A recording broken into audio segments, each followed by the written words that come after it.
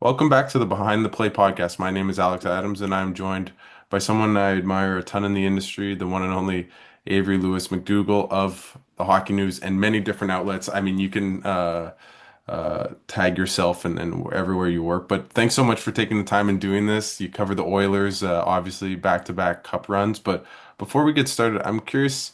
I haven't really, I've talked to you online a bunch, but we haven't really connected face to face at all. Mhm. Obviously, you're in Edmonton, I'm in Ottawa, but what's maybe tell us a little bit about your journey as a sports journalist. What made you want to kind of cover the Oilers and cover the Stingers and cover a bunch of different sports? Was there kind of a moment that stood out for you as a kid that kind of made you want to go into this profession? Oh yeah, like you talk when my members of my family, friends, even back when I was like 4 or 5 years old, they could see Avery doesn't to be in sports media in some form of fashion, be it as a broadcaster, be it a journalist. And my original vision for me wasn't, I mean, I've always been a fan of all sports, hockey, but my original vision was to be like a Chick Hearn doing Lakers Oh, broadcasts. Like my first goal was to be a Lakers broadcaster because oh, growing up, my first love was basketball, and I was exposed to a lot of broadcasts around the NBA, watching the Raptors broadcast, the Bulls, the Lakers, and my first broadcast hero was Chick Hearn, who had so many hmm. cool idonyms, sayings that innovated in the sports media world. So that was my first real goal. And even that's my mom. When I was a kid, watching NBA and NBC, I used to mimic broadcasters. I used to pretend to be like a Marv Albert. I used to mimic when I was like 5 years old, NBA broadcast as a kid. So it was established that was one of my goals, but also to I grew up playing sports. I was an athlete as a kid. I grew up playing basketball, tennis, lacrosse. But at a certain point, you know that the determination to get to a certain level, like you can be good at sport and enjoy sport, but the passion to get to a level of wanting to compete in, say, a college, a pros, I didn't have that passion, be that dedicated at that level. And, Hmm. I still have a passion for media. So, my thinking was, okay, well, media is still there. So when I was 15 years old, I got on to what was called, it's still called that now, Blog Talk Radio, which let people host their own podcasts via phone. And this is 2008, back Oh, when no one really knew what a podcast was. yeah. A blog was still very new. It was Hmm. still foreign. It wasn't like today where you can just go and start a podcast within an hour on any Yeah. platform. This was still a very new thing, very unknown. So with the Nokia flip phone, I hosted a half an hour show in 2008. Wow. And yeah, I talked about the World Hockey Championships. I talked about the NBA Finals, and that was where it really started going off. And that was the birth of Avery Sports Show, and snowballed into me doing the show on different platforms like live stream, other things. And from that, I got into figuring out, I can do a podcast, I can do a vlog, but how do I get actual media passes to go to events? Hmm. So in '09, on a whim, I applied to cover the then Edmonton Eskimos, now Elks. Got credentials through 2009 covering the team. And again, I mean, in football years, known as CFL, like 2009 may as well have been 50 years ago. This was Yeah. before, this was the 8-team CFL. The idea of Ottawa back in the league was still only an idea. We didn't know if Hmm. they were going to actually return. And I'm in the press box out to a 16-year-old, probably the youngest beat reporter ever in CFL at 16 years old, Wow. a junior high kid, week in, week out, covering Double E. And from there, I got into covering the WHL, covering other minor league sports, covering independent baseball, Huh. and doing interviews with names from the NFL and NBA, NHL. And it really was my thinking of, I can make this happen. How do I go to the next level? It was just a matter of people seeing me and getting into different events, getting into different sporting events. And, it wasn't easy because, of course, again, you're talking about the late 2000s when people don't know what a blog is, don't know what a podcast is, and they see me as a kid. And Yeah. they see it as, oh, it's a novelty, it's an act, or Hmm. is this kid serious? Is he really about this? And people, there was stumbling blocks, we got ahead, and eventually it snowballed again to me getting jobs, writing in different outlets, different blogs, going to school at Edmonton in 2011 to further my education when it came to how do I refine what I'm doing. And I began covering university sports. I was a part of the men's hockey broadcast team. Hmm. I was hosting their intermission shows. And for me, I saw it as, here we go. We're building something great. I moved to Toronto. I also covered the Major League Soccer for a couple of years in Toronto. And for me, it was all a matter of keep pushing, keep progressing, you're getting there. Keep networking, keep meeting people. And for me, I never let people get in my way and say, "Oh, you can't do this, you can't do it." Because my thing has always been, you know what, hey, I got started on a Nokia flip phone hosting a show. Let's see how far we can take this. Let's see how far we can do this. And for me, getting in front of more eyeballs helped me take off. It helped me grow. And of course, I also got into more writing for companies like what is now known as Edify Magazine, which let me do feature stories on athletes around Edmonton, feature stories on the culture, and also too, I think my biggest things was I loved covering the leagues that people didn't give as much attention to, be it of course National Cross League, the CEBL when it first launched, Major League Soccer, because I've always felt like those leagues in which when you get on board, when people aren't paying attention as much, they're going to pay you back. They're going to have your Yeah. back in a major way. That was why I loved covering the CBL, CFL, and covering rugby league when the Toronto Yeah. Wolfpack were a team. They really had my back when it came to giving me access and getting me in the door to doing different things. And that also snowballed into me with the Toronto Wolfpack. I had my own in 2020, jumping ahead. I had my own TV show on Sky Sports. And literally, Huh. Alex, That's so um, cool. so that came out, just to give people some perspective, I was covering Wolfpack first on YouTube. Then I would fly to Toronto, cover games every so often during the seasons. And rugby league is I guess it's the lesser code of rugby, which Yeah. people don't see as much. But I would do podcasts with players and articles. And on Facebook, I got an email from a producer who was based out of Leeds, England, Huh. who asking me, no to lie, asking me, hey, we're launching a TV show for Sky Sports. We want a correspondent in Canada to cover the Wolfpack. Would you like to be a part of this? Now, my thinking is, who gets a job to work in TV on Facebook? This is spam, right? This has got to be a Yeah. joke. I didn't think it was real until no. And the company is called the City Talking, and they do a lot of stuff in Leeds. They've covered, they done stuff when it comes to they do documentaries. They done stuff on Leeds United, other Leeds properties. And one of the documentaries they had Russell Crowe as a narrator. It's like, oh snap, they're legitimate. This is real. So I Mm-hmm. got back to them and we started planning and talking. And in February 2020, sorry, January, we launched our first episode. And for me, it was surreal because here I am, I was in my late 20s. I'm a kid at Edmonton with a TV show in the UK.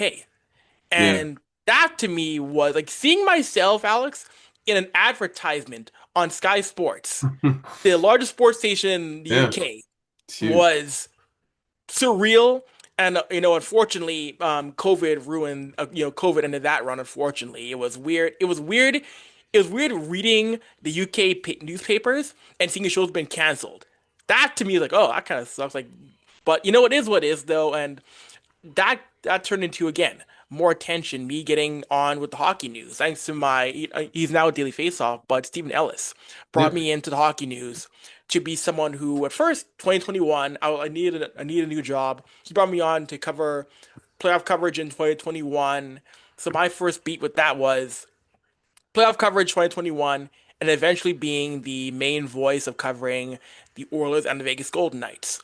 And from there, I covered a lot of events around the league. I covered the World Juniors that were canceled, and I covered Hockey Hall of Fame inductions. That's where I am now when it comes to with the hockey news, doing Avery Sports Show still. And also, we've also relaunched our old show on Yahoo, which was known as Zone Time. We're bringing that back as Alleged Stats, which was a show that I did with myself, Julie McKenzie, Tic Tac Tomar, Sam Chang, which Huh. we tried to dive into the hockey. Hockey, we did it as a show where all the hosts or most of the hosts are people of color.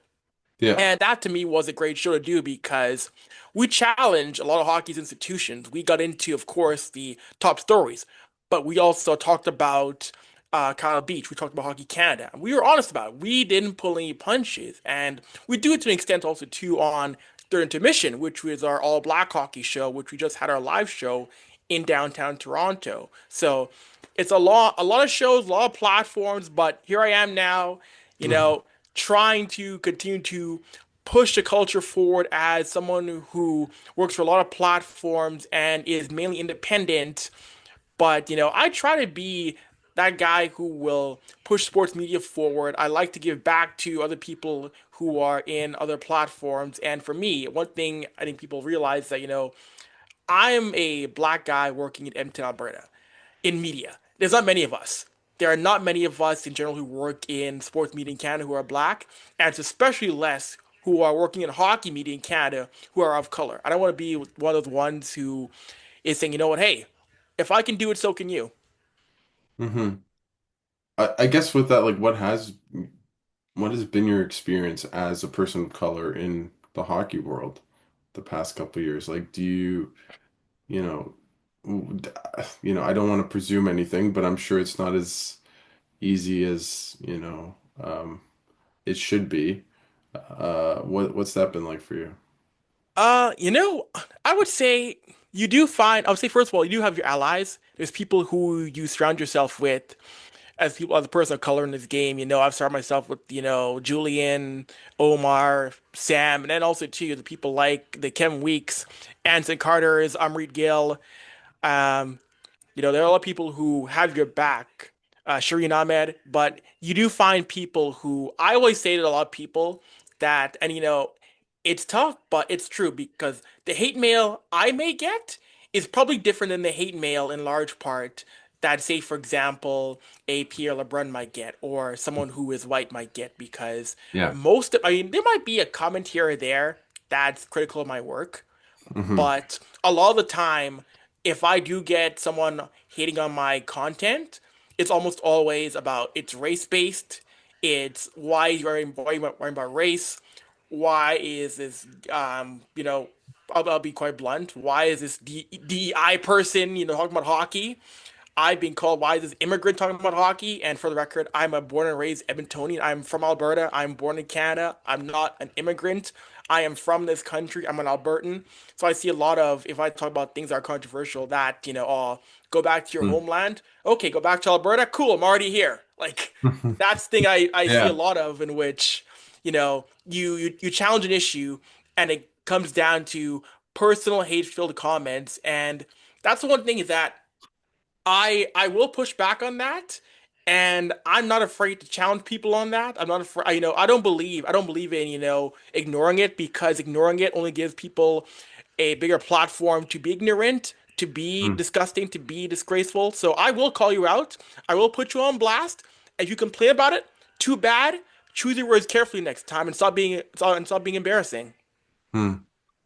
I, I guess like there's the Akimalu incident. We've seen racist, Wayne Simmons back in the day, Hmm. Devontae Smith-Pelly. Um, like I, I don't really know if there's like an obvious answer, but like where do you feel the game is going? Like, do you feel that there's progress? Do you feel like there's slippage? Do you feel it's kind of just at the same place in terms of like inertia, right? Like taking the game where it is, in terms of kind of making it more inclusive for people of color, specifically black, people in the game. Like, how has that maybe evolved over the past 10, 15 years? Do you feel like it has? Yeah. I think it's evolved in the sense of that it's being talked about more, and we're not pushing under the rug. We're not saying as much. I mean, it's not perfect yet, but we're trying to say more. So, that's just one wild person. It's just one incident. Brush it off. There aren't more like them. Yes, there are. It's not just one person. There are more people who think that way. But Yeah. I feel the fact that we're banding together now, be it with the HGA, be it with hockey quality, be it with shows in which people come together. I think we're progressing in that way in which we're facing more so head on and not letting these topics die. And thanks to the great work of people like Akeem Alou, like Anthony Stewart, like other people who are saying, you know what, hey, or like Soria Tinker, we can't ignore it anymore.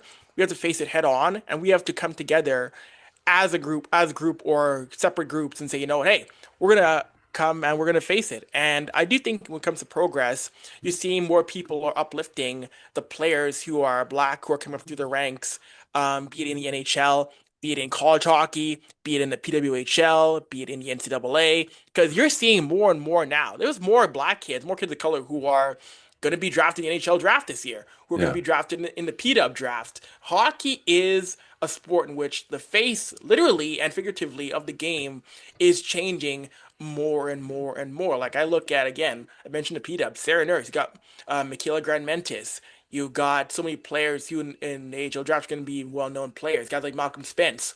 Yep. You've got, like, this sport is changing. And the fact that we're supporting these kids more is where I think we're progressing more. And the fact that we're telling their stories and we're letting them be proud of the fact that, yeah, they're black and they're changing the sport, or they're indigenous, or they're Latino, or they're South Asian. Like, the fact that we're embracing that, and we're the fact that I think more so we're not colorblind. We're not trying to say, oh, who cares about color? They care about color. I care about color. That's a part of their story. And to erase that part of their story is erasing a part of who they are, and we should never do that. What would your message be to a young black, you know, journalist coming up in the game as to how to approach the kind of the very white field of, hockey journalism, to be fair, as a, as a white man in this world? Like what would your advice be to them, or what would maybe a message be to them? It's a great question. That is a really, really good question. I would say the biggest thing for me is that if you're coming to the rink, I would say that believe that there are more people on your side than against you. Because when I started coming to the rink, at times I felt like, ooh, am I going to have people on my side? But the more you go up to people and talk to people and tell them your story, be it a player, be it a coach, be it a fellow journalist, you'll learn that more people want to learn more about you, care about who you are. And when you come to the rink every day, they're going to respect you. They're going to see you as hardworking, determined, someone who wants to push this sport forward. And that was one thing I learned in Edmonton and in other markets, that people who, when they see you, they're going to respect you when you come to the rink and tell great stories. And when your writing is strong, when your podcasts are strong, they're going to want to learn more about you, and they will respect you as an equal. They won't push you away as much. Like, that was a big thing for me in Edmonton, is that there are people who be by my side since day one. Guys like a Gene Principe, guys like Brandon Griffiths, who are on the radio, guys like alumni who are now in the media, Mm-hmm. guys like Jason Strudwick, Joaquin Gay, Sean Bell. Like, that's the one thing, is that the more you come to the rink and the more you don't let these people say you don't belong, they're gonna be on your side no matter what. Huh. And also too with the fans. Like, one thing you're gonna see, like, even the fans are gonna pay attention to it too. Like, the fans are gonna see you. That's the one thing, is that fans and readers are gonna realize, hey, there's a black reporter. You're doing a good thing. We're gonna be on your side. Because I've had parents who say, hey, you're an inspiration to my kid because I didn't think we have would see ever see a black hockey reporter. I've had other players. I've had players. I'm 32 and I feel old because I've had players in the CHL say, "Hey, I grew up reading your work. I grew up watching you." It's like, Really? wow, am Huh. I am I that old? I got kids who are in the dub who know who I am from when they were kids. Like, wow. That's funny. So I mean, I mean, it's not going to be hard work goes involved into it, Of but course. my thing is, you know what? Come to the rink, you know, be yourself, and you in large part will be embraced, and they cannot deny what you bring. Hmm. That's a beautiful message. To lighter things, I'll try to segue as best as I can. Into, very important things to a lot of people, but probably not as important as what you just talked about in terms of race and hockey. But let's talk about the Oilers a little bit. Hmm. I think obviously they lost in 6 games to Florida. I know the kind of the messaging or the narrative out of Edmonton from what I was reading is that they're, a year ago they were heartbroken and now they're angry, right? And you think about the video from the Prime documentary, or it was Amazon, Mm. of McDavid losing his, you know what, at his teammates last year in the Stanley Cup Finals. As you know, he's 1 year away from free agency. Him, his extension talks, or maybe lack thereof, or wherever it goes, is going to be priority number one. What do you think happens there? What's kind of your best guess? Do you think he signs an extension? Do you think he waits it out? Do you think he wants to go somewhere else? What do you think happens with the best player I've ever watched in my entire life, in Connor McDavid? So I do think that first of all, Connor McDavid, he wants to win badly. He wants to win, and losing again in the cup final to the exact same team, that burns him up. I know he's mad about that. But when it comes to his future, he's been here since he was 18 years old.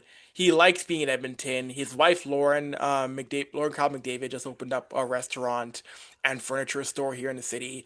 They're not leaving.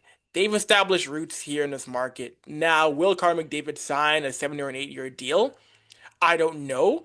I think it's more likely he's going to sign a 3 to 5 year extension to put some pressure on the organization and say, hey, listen, I'm here. I'm an Oiler through and through, but I need you guys to go out and improve this team more because I don't want to keep hitting in this brick wall of I'm in the cup final, but I keep falling short. Do what you got to do in this time to make sure I get a couple of rings while I'm still here.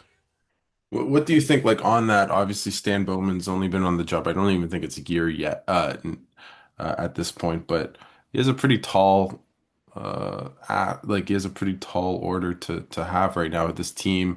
Doesn't have many picks. They don't have a lot of cap space. They need to sign Evan Bouchard, which will be very interesting how they go about that, just because, and I'll probably ask you later about him, because I find him such a fascinating player, as he's very flawed, but also really good at the same time. And what's his real worth? Anyways, what do you think priority number one should be for Stan Bowman to do in the next week or so from at the draft and free agency? And what do you think he can do to maybe help convince McDavid that it's time to sign on the dotted line? I think the big thing is, well, the draft, they don't really have any high picks, so I think the draft rate all this year is going to be a wash. There's no one there that's really going to impact them, 'cause I think they don't pick until, what, I think the third round, so the draft is going to be like a wash this year for them. In terms of progress, I know Bowen mentioned himself, it's getting a goaltender. That team is going to try and get a goalie, so I personally think they're going to try and get either a Jake Allen or an Alex Lyon. I mentioned last year for AverySports.com, Alex Lyon is a guy who I had targeted as a guy they should go and get. So I think that's going to be a guy coming in next year in a tandem with Stuart Skinner. I know people have tried to say, deal Skinner, that's it for Skinner. He's on, no. He was drafted by this team, developed here on a very team friendly deal. They're not getting rid of Stuart Skinner. Next year, it'll be a tandem of Skinner and question mark, question mark. Cal Pickard is probably going to go back to Bakersfield, and it'll be Skinner and Lyon next year. Now, how much does either goaltender play next year? I'm not sure in that aspect, but I think that's going to be a big part of ensuring Connor McDavid that, hey, you know what? This is our way of trying to show Connor McDavid, yes, sign the extension whenever you do because, hey, we're showing you we're trying to improve with our goaltending moves now. We're showing that, hey, we need to get a 1B to roll with Stewart because we know that we've hit the wall running back again, Stewart and Calvin Pickard. So I think that'll be a way to show Connor McDavid that this team is serious about getting past Florida or whoever it is if they get back to a cup final again next summer. Do you think, like, if no shade at Alex Lyon, but do you think that really moves the needle in terms of if that's who they target, if that's who they get, right? I mean, Alex Lyon has been had a very up and down career. He was Mhm. took Florida to the playoffs in 2023, and then Bob took them to the final when they lost to Vegas. But like to me, that doesn't feel like, oh, like everything's great. We're a different team now that we have Alex Lyon. He's gonna take us to the ship, right? Like I'm just curious from your vantage point, like do you think that kind of move is enough, or do they need to get like a John Gibson or like a more high profiled more proven goaltender. Gibson would be nice. He is open to a trade, but I think the one concern is just his injury status because hasn't been able to stay healthy. I mean, if he can, great. If that's a guy who you can go and get it. But I don't think the goaltending market is just the best this summer, and they said as much. It isn't a great goaltending market, so at least Lyon has proven he can be over 900 save percentage, and I think Edmonton needs. Edmonton just needs a goalie who can give you 900 consistently, and they weren't getting that consistently this year from Stuart Calvin. Like 900 goaltending consistently, and they're probably winning, and they're probably a cup champion this year. All Edmonton needs in net is just adequate goaltending. They don't need a Vezina winner in net. They don't need a guy. They don't need a Bob. They don't need 925 save percentage. They just need consistently for a playoff run 900 goaltending, and they're good. I think Lyon or Gibson could give them that. So, I mean, not a great goaltending class, but just the goalie who's okay will help them out in a major way, I think. What do you think like are the pieces or thing like obviously you're talking about goaltending and maybe that's the only thing like difference is if the Oilers get 915 save percentage, maybe they beat Florida, they probably do. I Mhm. didn't feel like that series was all on Skinner, although there was a couple bad goals. Like I forget who scored it, but that third goal in game six, I just wanted to like close my eyes and whimper around. It was so bad that but overall, like what do you think this team's missing to kind of get them over the hump? Is it just goaltending or is there something other areas where you think they really need to improve to finally win the cup instead of coming second place? I would think a big thing when it came to this cup final, it came to success, is that the middle six for Edmonton, the forward group, just vanished. And it came, it wasn't a great series either for Connor McDavid, but the depth scoring, which helped them out in the cup final last year in 2024, just wasn't there in 2025. Though that's what Edmonton needed, and that's what they're gonna need. I think just figuring out who can be those solid middle six guys to get over the hump in a cup final this year. And I mean, I've said before, people know me. I was a big play Jeff Skinner more guy this year. They didn't do it enough. I think that could have been a big factor in terms of getting a couple more wins. They played Skinner way more than they did. But that middle six core and the forward unit just had too many off nights. So Edmonton's gonna have to figure out how to figure that out. And I saw recently this team is in discussions with Victor Arvidsson about a trade. So that's one name who won't be back next year. Victor Arvidsson will be dealt. So you're already seeing this team already working around and saying, hey, our middle six has to be better next year. So you're already seeing the discussions happening in terms of this team trying to change things beyond McDavid, Draisaitl, and Zach Hyman. I guess just kind of talking about the Gibson part and goaltending is like I mean there's a bunch of forwards in the free agent market, but again, they don't have a lot of cap space. They don't have many Mhm. assets to trade for, players. Like how do they, wholeheartedly improve that middle six without kind of a lot of tools at their disposal to improve the team? Yeah, I think this team, it's been rumored for a while, this team is most likely going to try and find a way to move Evander Kane's contract. That's the biggest piece I think this team is going to try to get rid of. I'm not sure what team wants to take Evander Kane. I know there's been always those rumblings about teams are interested. I've not heard what teams, but it sounds like there's an interest in Evander Kane. And I do think if they can trade him, that's going to be a big piece to clear up some cap space come this summer here. Um, how would you evaluate Stan Bowman's job so far as GM? I would say in terms of I'm talking about just from hockey specifically. Yeah. I wouldn't say I'm just. I mean, I'm not that impressed. I think the Arvidsson Skinner was more Jeff Jackson when it comes to Stan Bowman. I'm not really that impressed in the moves. I mean, Jake Wallman, yes, great move. That was a great move. But hearing now about Trent Frederick possibly Uh, being coming I in was for was gonna ask. 8 years, 4 million, it's like, dude, that's for a guy who is banged up, high ankle sprain. And don't get me wrong, when he's healthy, Trent Frederick can be a very effective forward. But that much money and that much term for Trent Frederick, that to me seemed like a giant mistake. I I was listening, I think, to Dangle. They're talking about, and I thought it was a really interesting thing about how, like, when do those types of contracts ever work out? The only one I can think of actually is Zach Hyman. Hmm. He got the bag, he got the 7 year deal, and like I don't like it's been such an underpay, but I don't know if Trent Frederick's gonna have a Zach Hyman 50 goal year in him anytime soon. Uh, and I like Trent Frederick as a player, but I mean at the same time, this team is in win now mode. If you can save 1 million over, under the cap while getting a good player who's a really good playoff player specifically, I get it. It's just like, could you have done that for 5 years, for 6 years? Like, wouldn't that have got it done? I don't know. Like, maybe he was getting a ton on the market. I don't know. And maybe you talk about taxes and everything. But that just seems like a crazy contract to me. Hmm. No, it is one, and it's a thing where the Edmonton Oilers and management, this team has had a history of GMs not making the best moves or not understanding how to make a solid move consistently.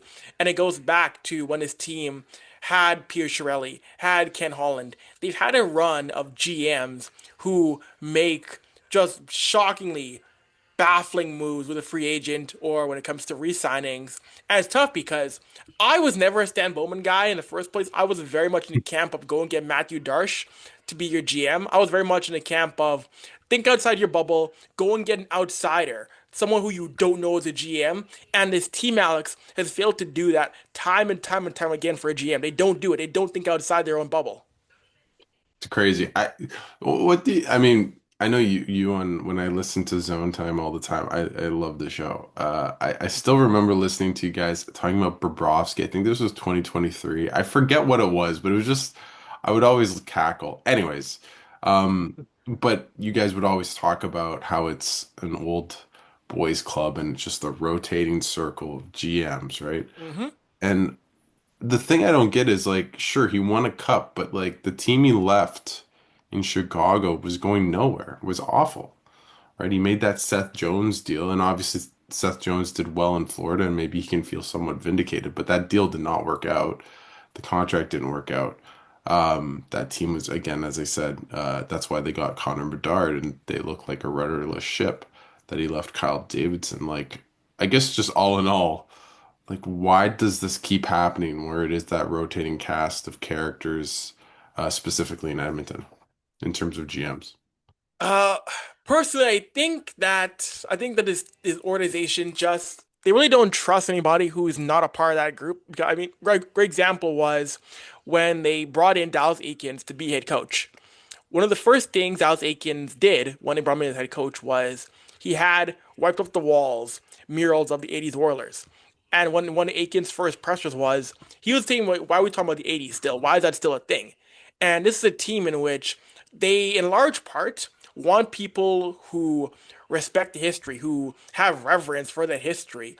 And it's tough because a lot of the people who are the best GMs weren't a part of the organization, won't care about that. So it's a lot of, hey, we want to honor that history. I mean, you can do it, but you got to think forward. It can't always be about placating to the '80s, the '80s, the '80s, our cup wins. You should be building a history. You should be building upon, okay, how can we build a new history? And Akins was very much in that camp of let's build upon new history.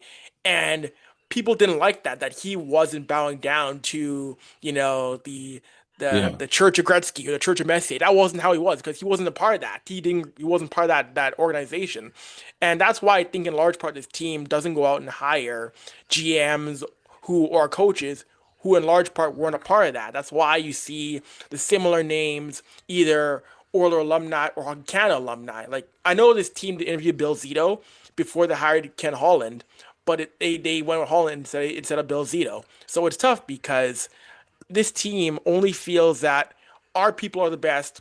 We can't trust anybody else because they may not have that same reverence, or they might think they're better than us, which is tough because if you want to evolve, you want to get it better as an organization. Sometimes you got to admit you don't know all. You got to have people who may not always agree with you in your organization, and sometimes you always don't do that when it comes to their hires. I think the interesting thing is none of those like young buck. type of GMs have been maybe they've been successful, but they haven't won it all, right? And it's such a copycat league. Like if Hmm. let's say Yeah. Carolina had won the cup the last one of the last 5 years, I feel like people would be like, "Oh, I need to hire the next Eric Tulski," right? And in my opinion, he doesn't have enough like his team just isn't good enough. Like I don't feel like it's his fault. Obviously, he botched the Rantanen thing, and I probably would have kept him, but he obviously recouped the assets. But and same with Kyle Dubas. I thought he had a decent tenure in Toronto, but didn't leave his team with a lot of, in a great place either. So do you think like if one of those guys kind of succeeds, wins a cup, that we'll start seeing maybe the old boys club change, or do you think it'll always kind of be pretty insular? I mean, I hope so. I mean, Eric Tulski should have been a trend of, yeah, this young guy who wasn't from our world, but has had success now. That trend, I mean, I would hope so, but I don't know if it's going to change in large part. And not just in Edmonton, but in all teams, because it's hard to get teams out of that mentality of, oh, you played in this league or you worked in this league forever and ever. We can trust you. You know best. And it's tough because hockey is evolving to the point where you can't always think like that. Some people who are from the outside have great ideas who you may never give a chance to, which I think is kind of silly. So yeah, I think if the Hurricanes win a cup, that mentality might start to change where, oh, he's not a quote unquote hockey man, but he won. So maybe we should listen to him more. Maybe we should find people like him because if he won, he must know something that can take us over the top. And I hope that changes because those kind of old school guys aren't going to be around forever and ever. Amen. Eventually, they will phase out of the game. And you gotta evolve your sport forward and bring in some fresh minds and fresh ideas to move your teams forward. You're gonna have to. I think circling it back to the Oilers, as an analytics guy, I believe in analytics. I don't feel like I know as much as many other people, Hmm. but I find, again, we talked about it earlier in the top of the show, but Evan Bouchard is such a fascinating player to me because he has massive defensive warts and massive offensive, you know, uh, firepower at the same time. And he can be really good and he can be really bad. He can win you a game, lose you a game. He's an RFA this summer. I saw something floating around that they might take him to arbitration. I think he's 2 years away from free agency, but don't hold me to it. What do you think happens there, and how would you value him as a player in terms of a contract? Because people are talking about him being a $10 million defenseman, and I'm like, I don't know. That could be, he's better than Darnell Nurse has ever really been, but that contract kind of still haunts the Oilers. Not that Darnell Nurse is a bad player, but he's not 9 million. He's not a $9 million player, right? So I I just I want to just talk it out with you because I have no clue what he's worth and how to kind of gauge his next contract. Yeah, looking at Evan Bouchard, he's someone where offensively, absolutely, he's one of the best D-men in the league, second all time in playoff points ever per game, only behind Bobby Orr, which is wild to say for a guy who's 25 years old and still Crazy. developing. But the idea that he's not good defensively, or I see a narrative, oh, Bouchard's bad defensively, he's not a good defender. Looking at the metrics, in large part in regular season, he wasn't really a guy you could score on when it came to high danger chances. He didn't surrender on a pair with Matisse Ekholm high danger chances very much. So I think it's a little bit overblown, the Okay. idea that he's not a good defender, and he's been improving. Look at the metrics, and you'll see that yeah, when it came to scoring chances allowed, Bouchard didn't give that many scoring chances. People a lot. I'm not saying you do, but other people like to look at clips of Evan Bouchard or like to cherry pick a goal here and there and say, see, Bouchard can't defend. He's a bum. But when you watch an entire game, you see Evan Bouchard and you see how, oh, he denies zone entries quite well. His stick is active. He can cut off passing lanes. He's really that good of a defender. People like to take the one or two goals loud in a game or the certain plays. Yeah, I mean, he's not perfect by any means. He's No. 25, his game is still developing. People like to take those handful of plays and say he's a bad defender overall, which when you look at his entire body of work, that's not true. That's just cherry picking a goal here and there and trying to fit into a narrative that I think is very dangerous. So when it comes to his contract, I do think Evan Bouchard is the guy who's going to get $10 million or more. That's going to be the going price for an RFA of his caliber, a guy who is that good on a roster that, that's doing business. I don't think, I think the big thing for Edmonton is now is to avoid, offer sheets. We're seeing teams now getting bold with those. It already happened last year Of with course. Dylan Holloway and Philip Broberg. So the one thing is that I will say Stan Bowman likes Evan Bouchard. They're going to find a way to make it work. They're going to bring him back. They're going to find a way to get him paid again, up against the cap. But if you don't bring back Evan Bouchard, you let him get offer sheet, you don't match that offer, that to me is poor GMing. That to me is inexcusable because if you lose Bouchard, who do you replace him with? There's not many young right shot D men who do what he does in this league. No. I think I remember texting Mark Spector, my colleague at Sportsnet, obviously covers the Oilers, because I was watching a game, I think it was in March, and they were playing the Rangers, the Oilers, and Bouchard just was like so lackadaisical the Rangers scored a couple goals, and I texted Spectre. I'm like, what is he doing? Like, I can't stand watching him.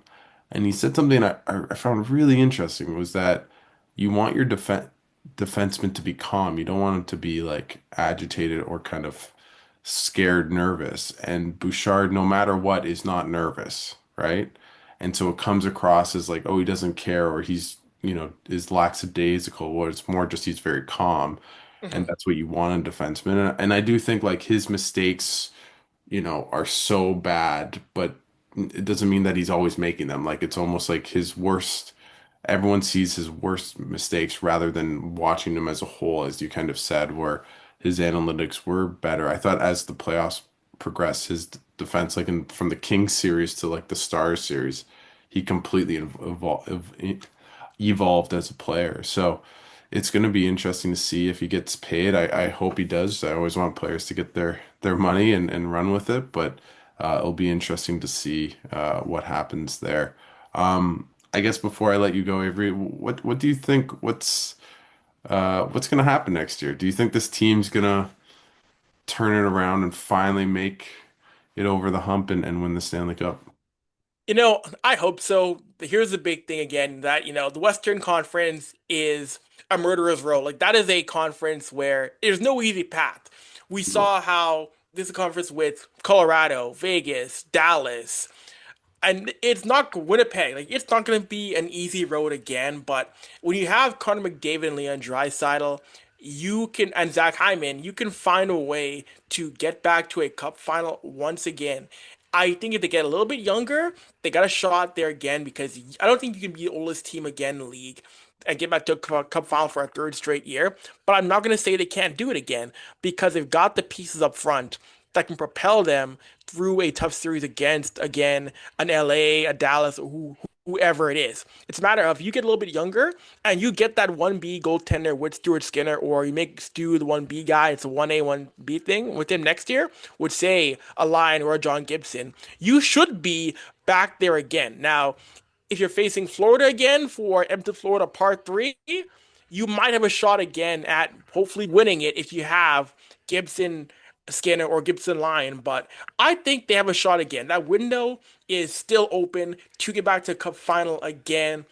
But you gotta make sure this team of next year is better than last year's team, I think.